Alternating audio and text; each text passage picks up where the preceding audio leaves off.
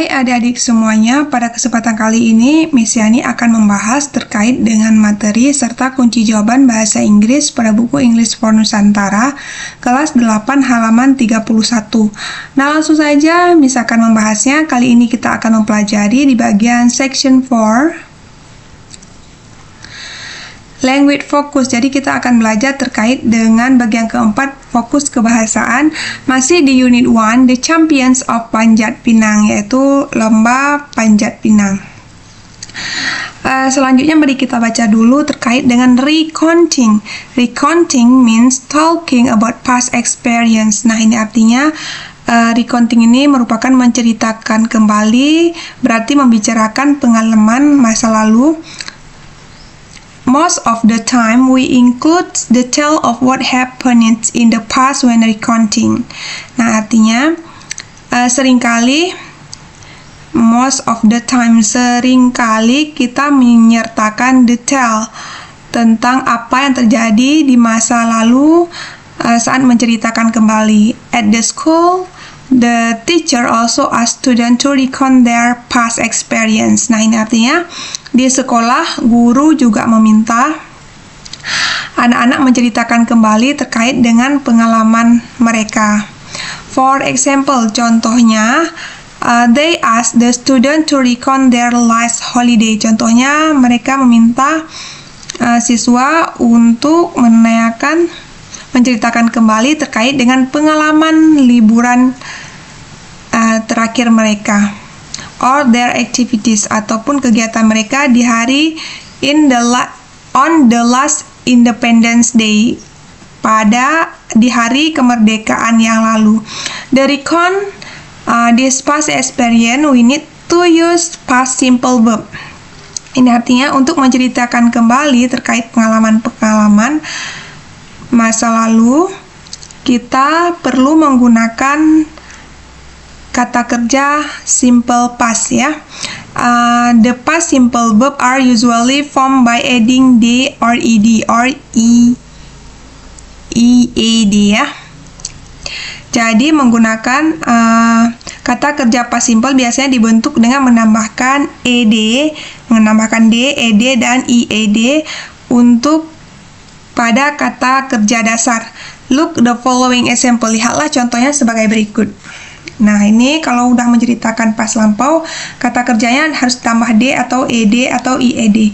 Tergantung kata terakhirnya apa. Ini contohnya celebrate. Kalau menceritakan ditambahkan D, menjadi celebrated. Selanjutnya ada participate. Ditambah D menjadi participated. Ini menceritakan kalau misalkan menceritakan masa lalu, maka tambahkan D, ED, atau TIED. Contohnya try. Kalau try akhirnya Y, maka ubah Y menjadi I. Lalu tambahkan ED menjadi treat, seperti ini. We call this regular verb. Nah, kita sebut ini sebagai regular verb. Atau kata kerja beraturan. Regular, kata kerja beraturan. Many ini ya, yang di atas ini merupakan kata kerja beraturan. Kalau kata kerja tidak beraturan, contohnya seperti ini. Many other verb, however, are irregulars. Nah, di sini artinya, namun banyak kata kerja lain yang tidak beraturan. Irregular ini tidak beraturan. These irregular verb do not really follow any rule. They need to be learned. See the following example. Kata kerja tidak beraturan ini tidak benar-benar mengikuti aturan apapun. Kata kerja ini perlu dipelajari. Lihat contoh berikut. Win menjadi won.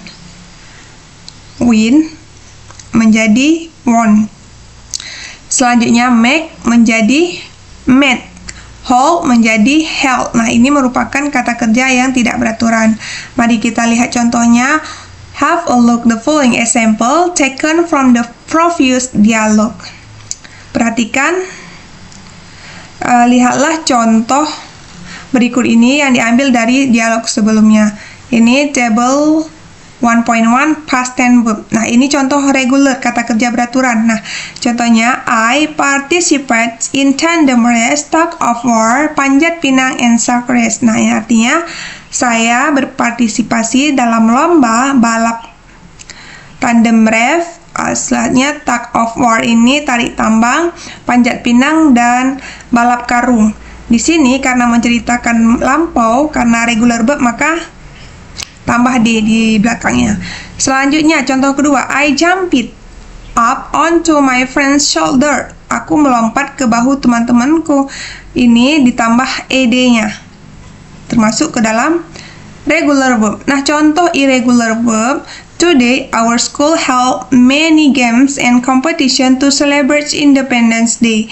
Artinya, hari ini sekolahku mengadakan banyak permainan lomba untuk merayakan hari kemerdekaan. Nah, di sini held ini mengadakan dalam bentuk past, maka ini termasuk ke dalam irregular verb, kata kerja yang tidak beraturan.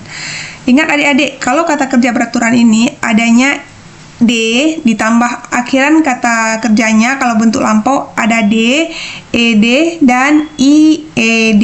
Tetapi kalau irregular verb ini tidak ada yang Miss sebutkan tadi, tidak ada id, tidak ada d, ed, dan ied.